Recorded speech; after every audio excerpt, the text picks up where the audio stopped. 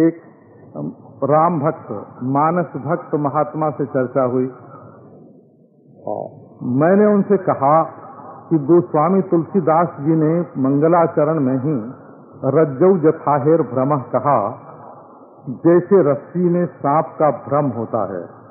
क्या किसी भी वैष्णव आचार्य ने अपने ग्रंथ में अपनी ओर से इस बात का प्रतिपादन किया है कि रस्सी में सांप का भ्रम?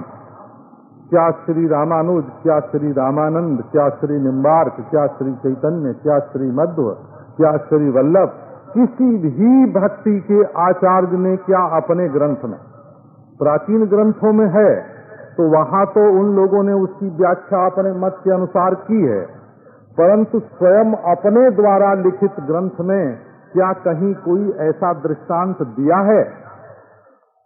वे महात्मा हंस गए, हंसने लगे, बड़े भारी राम भक्त हंसने लगे कि ये तो ठीक है कि कोई वैष्णव महात्मा अपने ग्रंथ में ऐसे दृष्टांत का उल्लेख नहीं करता।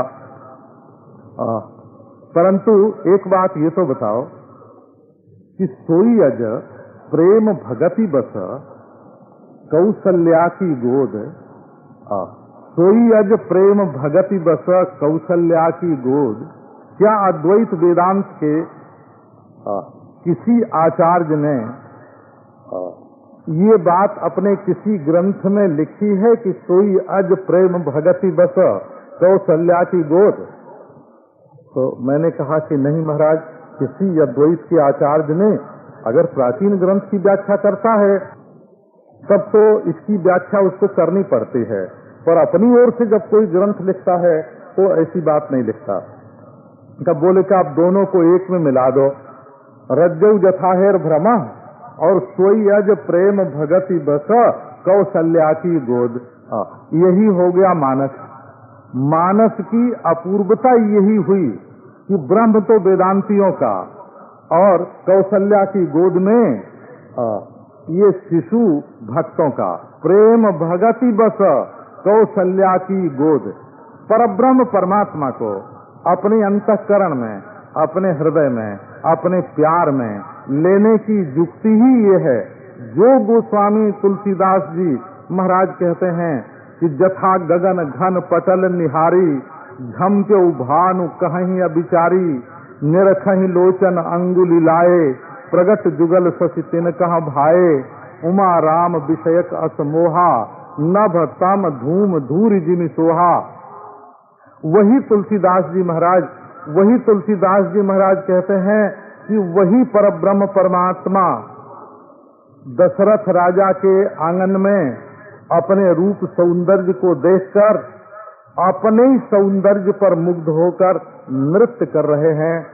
इस तरह से भगवान को यदि हमारे जीवन के आंगन में, हमारे हृदय के आंगन में लाकर किसी ने नचाया तो वो गोस्वामी श्री तुलसीदास जी महाराज हैं। एक बात पर आपका ध्यान खींचता हूँ, आपने प्रेम सागर, सुख सागर और भी बहुत से सागर पढ़े होंगे।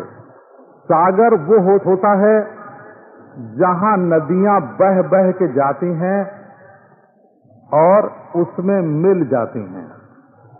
सागर होता है नदियों के विलय का स्थान। परंतु गोस्वामी तुलसीदास जी ने रामचरित सागर, रामचरितामृत सागर नहीं लिखा है, उन्होंने रामचरित मानस लिखा है। ये मानस नदियों के विलय का स्थान नहीं है, ये तो नदियों के उदय का स्थान है। मानस जो है वो कैलाश पर्वत की तलहटी में बहुत ऊंचाई पर एक बड़ा सुंदर सरोवर है और वहां से गोस्वामी तुलसीदास जी महाराज की ये कविता सरिता के समान निकलती है। चली सुभग कविता सरितासी, ये सुभग कविता सरिता के समान निकलती है। और लोग नदी के लय होने के स्थान के रूप में अपने ग्रंथ का निर्माण करते हैं। श्री गोस्वामी जी का ये मानस नदी के लय का स्थान नहीं है, बल्कि नदी के उद्गम का स्थान है। उद्गम का स्थान होने के कारण इस मानस से रामचरित की नदी, रामचरित की नदियां बहती हैं, नदियां बहती हैं। आपको क्या सुनावें इस ग्रंथ की विशेषता। ये यही बारी न मानस धोए ते कायर कलिकाल भिगोए। जो इस मानस सरोवर के जल से अपने मानस को धोते नहीं हैं, ये यही बारी न मानस धोए। ये मानस सरोवर का जल है और आपके मानस को धोने के लिए है। जल से ही कोई चीज धोई जाती है और पवित्र की जाती है। ये मानस सरोवर का पवित्र जल है। मानस सरोवर गंगा का भी उद्गम है, मानस सरोवर यमुना का भी उद्गम है, मानस सरोवर सरजू का भी उद्गम है और ब्रह्मपुत्र का भी उद्गम है और गंडकी का भी उद्गम है। तो इसी मानस में से भिन्न भिन्न प्रकार की राम कथाओं की नदी संसार में बहती है। इसमें संपूर्ण राम कथाओं का मूल रूप विद्यमान है। इसी से इसको रामचरित मानस कहते हैं।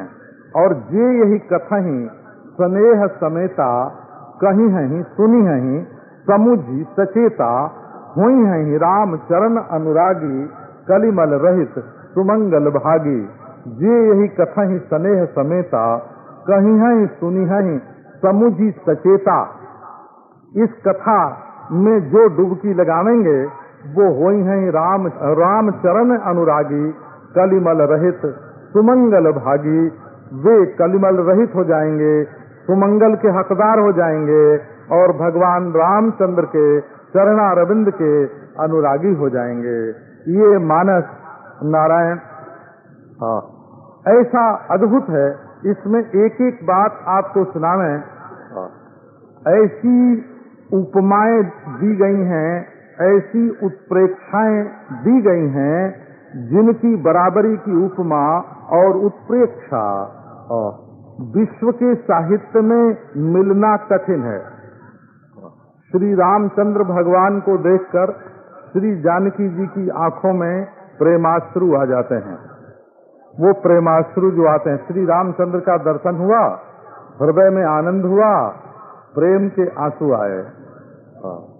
अब उस आंसू को क्या किया जाए, बाहर गिरा दिया जाए कि पी लिया जाए? तो पीते तो बनता नहीं और गिराते बनता नहीं। प्रेम का आंसू और आंखों में आ गया। आप जानते हैं उस आंसू के लिए गोस्वामी जी ने क्या वर्णन किया। जैसे परम कृपन कर सोना लोचन जलरह लोचन कोना। जैसे परम कृपन कर सोना। उनके नेत्रों में जल तो आया परंतु वो कोने में ही रह गया। न बूंद बूंद टपका, न धारा बही और न आए बिना रहा। आए बिना रहा नहीं, परंतु बूंद बूंद टपका नहीं, धारा उसकी बही नहीं। कहाँ रह गया? तो आँखों के कोनों में ही रह गया। इसके लिए उपमा गोस्वामी जी ने ढूंढी। क्या ढूंढी? जैसे परम कृपन कर सोना। जैसे सूम मनुष्य के हाथ में, सूमड़े के हाथ में, कृपण के हाथ में, कंजूस के हाथ में कभी सोना पड़ जाए और वो उसको छोड़े नहीं, दबा ले, छिपा ले, दिखावे नहीं। नारायण जिस समय श्री सीता रामचंद्र विवाह के समय भावर देते हैं, उस समय उनकी परछाई के साथ रति और कामना की तुलना करके उन्होंने हद कर दी।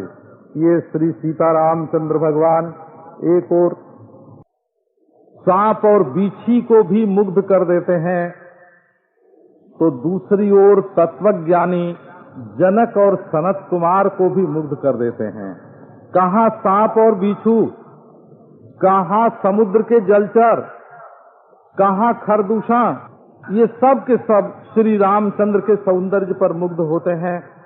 परंतु तत्वज्ञानी जनक जब रामचंद्र को देखते हैं, कहाँ जाता है उनका ज्ञान, कहीं नहीं बिलोकत अति अनुरागा, बरबस ब्रह्म सुख ही मन त्यागा। ज्ञानी जनक ब्रह्मानंद का परित्याग करके भगवान श्री रामचंद्र के रूप के अनुरागी हो जाते हैं। ये प्रवृत्ति परायण, कर्म परायण तत्वज्ञानी है जनक, और निवृत्ति परायण तत्वज्ञानी है सनकादि। दोनों में भेद है, परंतु भगवान के रूप में जो सम्मोहन है वो प्रवृत्ति परायण और निवृत्ति परायण का भेद नहीं करता। शरद कुमार बोलते हैं, यही सुख कर लवलेश, यही बारेक सपने लहो, सो नहीं गणत खगेश, ब्रह्म सुख ही सज्जन सुमति। एक बात की ओर आपका मैं ध्यान आकृष्ट करता हूँ। गोस्वामी तुलसीदास जी के पात्रों में जिनका वर्णन उन्होंने रामचरितमानस में किया है, उनमें से क्या कोई ऐसा है जो गोस्वामी तुलसीदास जी को अभक्त दिखता हो? या भक्त की दृष्टि ही यही है कि या तो उसको भगवान दिखेंगे सब में, या तो भगवान का भक्त दिखेगा सब में। जिसको भगवान और भगवान के भक्त के सिवाय और कोई दिखता है, उसकी नजर भगवान से चूक गई, भगवान को छोड़कर, भगवान के भक्ति से भरे हुए हृदय को छोड़कर वो किसी और को देखता है। इसीलिए गोस्वामी जी महाराज ने कहा कि पहले तो संत लोग किसी में दोष देखते ही नहीं। जड़ चेतन गुण दोषमय विश्व कीन करतार, संत हंस गुण गहि पय परिहरि बारी विकार। वो लोगों में विकार नहीं देखते, वो तो लोगों में गुण देखते हैं। उनका स्वभाव, संत का स्वभाव हंस के समान होता है, वो सब जगह गुण ही गुण देखते हैं। और एक जगह तो उन्होंने ऐसा कह दिया, सुनहु तात मायाकृत गुण और दोष अनेक, गुण यह उभय न देखिए सो अविवेक। असल में गुण दोष को मत देखो, गुण दोष अविवेक की दृष्टि है। सर्वत्र भगवान का दर्शन हो, यही विवेक की दृष्टि है। और जब ये बात हम देखते हैं कि गोस्वामी तुलसीदास जी महाराज केकई के प्रति भी सद्भाव रखते हैं। उन्होंने कहा, जननी ही दोष दे ही जड़तेई। कैकेयी को दोष कौन लोग लगाते हैं? इसका उत्तर क्या है? सपने हूँ साधु सभा नहीं सेई। जिसने स्वप्न में भी साधु सभा का सेवन नहीं किया है, वो कैकेयी को दोष लगाता है। उनकी दृष्टि में मंथरा में भी कोई दोष नहीं है।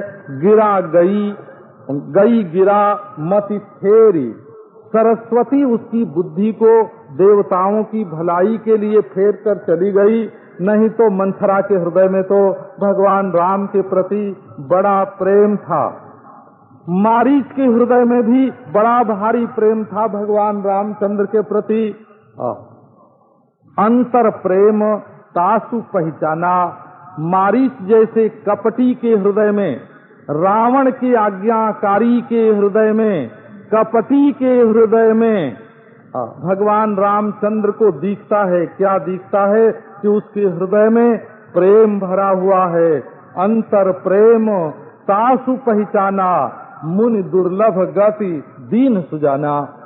मारीच के हृदय में भी अंतर प्रेम भरा हुआ है। देखो, ये है दृष्टि।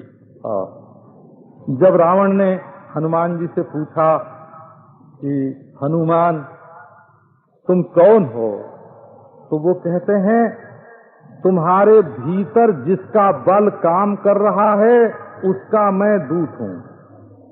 जाके बल लव लेसते जिते हु चराचर धारी, तासु दूत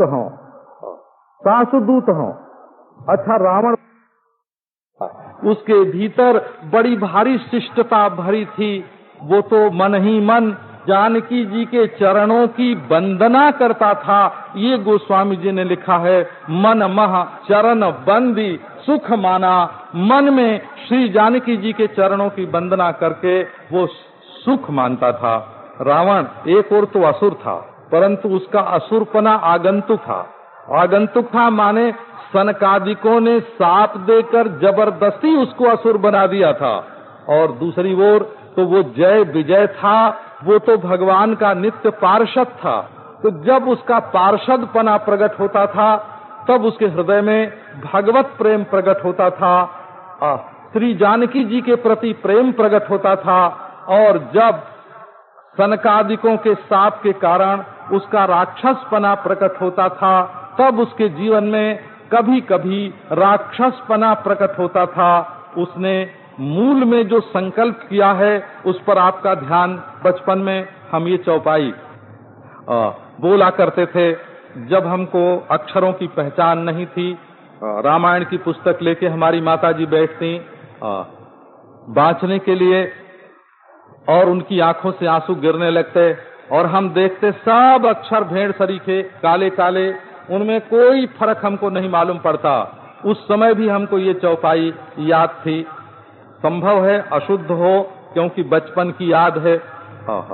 सुर रंजन भंजन महिभारा, जो जगदीश लीन अवतारा। तो मैं जाई बैर हठ करिहों, प्रभु सरते भवसागर तरिहों। होई भजन नहीं तामस देहा, मन क्रम वचन सत्य दृढ़ येहा। जिस रावण के हृदय में ऐसे विचार उठते हैं, उसको आप केवल राक्षस कैसे कह सकते हैं? उसके हृदय में तो भगवान है, उसके हृदय में तो भगवान की भक्ति है। अब जब संशय का उदय होता है, तब कहता है, जो नर रूप भूप सुत को हरिहों नारी जीतिरंदो। इस प्रकार हम देखते हैं गोस्वामी जी की दृष्टि में जो सजगता है, जो समता है, जो अद्वैत है, जो भगवत भाव है, भक्ति का एक फल है सर्वात्म भाव। सबके प्रति सर्वत्र भगवत भाव, सब में भगवान को देख पाना, ये भक्ति का फल है, सर्वत्र भगवत भाव। और तत्व ज्ञान का एक फल है सर्वात्म बोध। सर्वात्म बोध ही तत्व ज्ञान का फल है। ये सब अपने ही आत्मा है, अपने आत्मा के सिवाय दूसरा कुछ नहीं है। और भक्ति का ये फल है कि सब हमारे भगवान हैं, और सबके हृदय में भगवान हैं। इसलिए जब हम गोस्वामी जी की ये मानस नाम की पुस्तक, जो भगवान रामचंद्र के निवास का स्थान है, हमको किसी ने सुनाया था कि रामायण माने तो होता है राम जी का महल, अयन माने महल, घर, रहने की जगह। तो भगवान रामचंद्र इस रामायण में रहते हैं, ये तो महल है। इसमें सोते कहाँ हैं भगवान रामचंद्र? बोले चौपाई पर, चतुष्पदी पर। चौपाई चतुष्पदी माने खाट, है ना। इस रामायण में जो पलंग क्या है, कि जो चौपाई है, चतुष्पदी है, ये पलंग बिछा हुआ है भगवान के शयन के लिए। कहा अच्छा, भगवान रामचंद्र इस मकान में, इस महल में जब रहते हैं तो खाते पीते क्या हैं? बोले इसमें दोहा जो है ना, दोहा, इसमें दूध भर के दोहन करके, दोहन का स्थान है, ये दूध भरा हुआ है। तो बोले अच्छा, भगवान जब शयन करते हैं तो ओढ़ते क्या हैं? बोले छंद ओढ़ते हैं, छादना छंदः, छंद ओढ़ते हैं। तो वही अकेले सोते हैं कि दोनों सोते हैं? बोले सोरठा देखो ना, सीता का सो और राम का र, दोनों सोरठा माने सीता राम दोनों इसमें शयन करते हैं। ऐसा ये रामचरितमानस भगवान का निवास स्थान है। और ये कथाओं के समाने की जगह नहीं है, ये तो निकलने की जगह है। इसमें से अभी न जाने कितने ग्रंथ निकलेंगे, कितने अनुसंधान होंगे, कितनी कविताएं निकलेंगी, कितनी पुस्तकें लिखी जाएंगी, इसका तो विस्तार होता जाएगा। ये रामचरित मानस है। आपको मैंने कुछ श्री कृष्ण की लीलाएं सुनाई और कुछ रामचरित मानस की, कुछ भगवत गीता की बातें सुनाई। सबका अभिप्राय क्या है कि गोस्वामी तुलसीदास जी ने तो आपके मुख को गोकुल बना के रख दिया। जीह जसोमती हरि हलधर से, आपकी जिह्वा जसोदा है, तब मुंह क्या हुआ? जसोदा कहाँ रहती है? गोकुल में। आपकी जिह्वा जसोदा है और भगवान का नाम क्या है? हरि हलधर से। राम क्या है? बोले ये तो श्री कृष्ण और बलराम हैं और आपकी जिह्वा पर ही रखते हैं। देखो रामचरित्र लिखते हुए और जसोदा, हरि और हलधर को इस प्रकार स्मरण करके आपके हृदय में बैठा देना। और जोग कुयोग ज्ञान अज्ञानू जहान राम प्रेम परधानु, धर्म नीति उपदेशीय ताही कीरति सुगति भूति प्रिय जाही। मैं शिशु प्रभु स्नेह प्रतिपाला मंदर मेरु की लेई मराला। लक्ष्मण जी को सर्वथा मुक्त करके रख दिया। और भरत जी तो ऐसे छा गए हैं रामचंद्र पर कि जग जप राम, राम जप जेही। राम जी के जप का मंत्र है भरत भरत भरत। राम जी तो जब देखो जब भरत भरत भरत बोलते हैं। सीता जी जब बोलती हैं जब राम राम बोलती हैं। सीता जी के मुख से राम राम का उच्चारण होता है। और आप श्री रामचरितमानस में देखें उसमें वेदांत का ऐसा सुंदर प्रसंग आपको मिलेगा। आपने कभी वो चौपाइयां पढ़ी होंगी जरूर। जोग वियोग भोग भल मंदा हित अनहित मध्यम भ्रम फंदा धर्म करम जह लग जग जालू संपत्ति विपत्ति करम अरु कालू। देखिए सुनिए गुनिय मन माही मोह मूल परमार्थ नाही। सो तैं ताहि तो ही नहीं भेदा बारी बीच जिमी गाँव ही भेदा। उपमा वही दी जो सीताराम के लिए जिस उपमा का प्रयोग किया। गिरा अर्थ जल बीच सम कहियत भिन्न भिन्न। सीता और राम में कैसा है कि जल बीच है कि सो तैं ताहि तो ही नहीं भेदा बारी बीच जिमी गावही वेदा। इस प्रकार गोस्वामी तुलसीदास जी ने चिंतामणि के प्रकाश में, भक्ति चिंतामणि के प्रकाश में प्रकाश होना आवश्यक है। क्योंकि गांठ अगर सच्ची होती तो उसको खोलना पड़ता, परंतु गांठ झूठी है, उसको खोलना नहीं है। उसको तो चाहे ज्ञान दीपक के प्रकाश में देखो, चाहे भक्ति चिंतामणि के प्रकाश में देखो। यद्यपि मृषा छूटत कठिनई, ये गांठ जो चित जड़क ग्रंथि है, जड़ चेतन ही ग्रंथि परी गई। यद्यपि मृषा छूटत कठिनई, जड़ और चेतन की गांठ बिल्कुल झूठी है, झूठी। और झूठी चीज खोलने से नहीं मिटती, डंडा मारने से नहीं मिटती, वो हाथ से खोलने पर और उलझ जाएगी। श्रुति पुराण बहु कहु उपाई छूट न अधिक अधिक अरुझाई। यदि गांठ झूठी है तब आप भक्ति चिंतामणि के प्रकाश में देखिए, ज्ञान दीपक के प्रकाश में देखिए, आप देख लेंगे कि वो गांठ बिल्कुल झूठी है। तो गोस्वामी तुलसीदास जी का ये रामचरितमानस एक ओर धर्म की शिक्षा देता है, दूसरी ओर उपासना की शिक्षा देता है, तीसरी ओर ज्ञान की शिक्षा देता है, चौथी ओर शरणागति की शिक्षा देता है। समाज के लिए, परिवार के लिए, राष्ट्र के लिए, पति पत्नी के लिए, माता पिता के लिए, भाई भाई के लिए, हमारे जीवन में जो कुछ आवश्यक है, राजनीति, अर्थनीति, समाज नीति, वो सब का सब ये रामचरितमानस हमको देता है। ये हमारे जीवन के लिए एक अमूल्य निधि है। और गोस्वामी तुलसीदास जी महाराज की दृष्टि से आप सब भगवान के स्वरूप हैं। और हम भी बिना अभिनंदन का उत्तर दिए और आपने जो धन्यवाद दिया है उसका उत्तर दिए बिना, आपके प्रति कोई कृतज्ञता प्रकट किए बिना, क्योंकि साधु लोग हमेशा दूसरों के घर खाते हैं।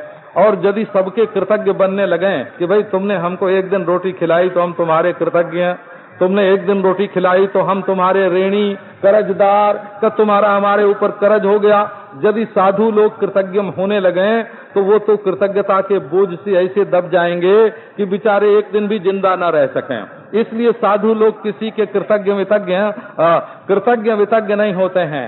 परंतु एक बात है, गोस्वामी जी के शब्दों में ही मैं बोलता हूँ, बंदों सबही राम के नाते, मैं राम के नाते सबकी वंदना करता हूँ।